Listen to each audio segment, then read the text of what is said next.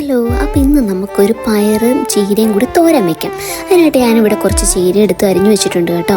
പിന്നെ അടുപ്പത്ത് വെച്ചിരുന്ന പാൻ ചൂടായതിന് ശേഷം ആവശ്യത്തിന് നമ്മൾ എണ്ണ ഒഴിച്ചു കൊടുക്കാം. എണ്ണ ഒഴിച്ചു കഴിഞ്ഞാൽ പിന്നെ കടുകാണല്ലോ, അപ്പം അതിട്ട് കൊടുത്തു. കടുക് നന്നായിട്ട് പൊട്ടിയതിന് ശേഷം നമ്മൾ അരിഞ്ഞു വെച്ചിരിക്കുന്ന ചീര ഇതിലോട്ട് ആഡ് ചെയ്തിട്ട് നമുക്ക് നന്നായിട്ട് അതൊന്ന് മിക്സ് ചെയ്തൊന്ന് എടുക്കാം. ഒന്ന് വാടുന്നവരെ നമുക്ക് വെയിറ്റ് ചെയ്യാം കേട്ടോ. പിന്നെ നമ്മൾ ഇതിലോട്ട് ആവശ്യത്തിന് ഉപ്പ് ചേർക്കണം കേട്ടോ. ഞാൻ എപ്പോഴും പറയുന്ന പോലെ ഉപ്പില്ലാണ്ട് കറിയില്ലല്ലോ, കറിവേപ്പിലയും ചേർത്തു. പിന്നെ വേറൊരു പാത്രത്തിൽ ഞാൻ കുറച്ച് തേങ്ങ എടുത്ത് വെച്ചിട്ടുണ്ട്. 2-3 ചെറിയുള്ളിയും മഞ്ഞപ്പൊടിയും പച്ചമുളകും ജീരകവും കൂടി ചേർത്ത് നന്നായിട്ടൊന്ന് അരച്ചെടുത്തിട്ടുണ്ട് കേട്ടോ. എന്ന് വെച്ച് കഴിഞ്ഞാൽ ഭയങ്കരമായിട്ട് അരയ്ക്കേണ്ട, ജസ്റ്റ് ഒന്ന് നമ്മളൊന്ന് ചതച്ചെടുത്താൽ മതി. എന്നിട്ട് ആ അരപ്പ് കൂടി നമ്മുടെ ചീരയിലോട്ട് ആഡ് ചെയ്തു കേട്ടോ. അതേസമയം ഞാൻ വേവിച്ച് വെച്ചിരുന്ന പയർ കൂടി ഇതിലോട്ട് ആഡ് ചെയ്തു നന്നായിട്ടൊന്ന് ഇളക്കി കൊടുത്തു. ഇടയ്ക്കൊന്ന് ഉപ്പ് നോക്കാൻ മറക്കണ്ട, ഉപ്പാണല്ലോ എല്ലാത്തിനും പ്രധാനം. അപ്പം എന്താ വളരെ എളുപ്പത്തിൽ ഉണ്ടാക്കാൻ പറ്റുന്ന ചീര പയർ തോരൻ ഇവിടെ റെഡിയാണ്. വളരെ ടേസ്റ്റി ആയിട്ടുള്ള റെസിപ്പിയാണ് കേട്ടോ.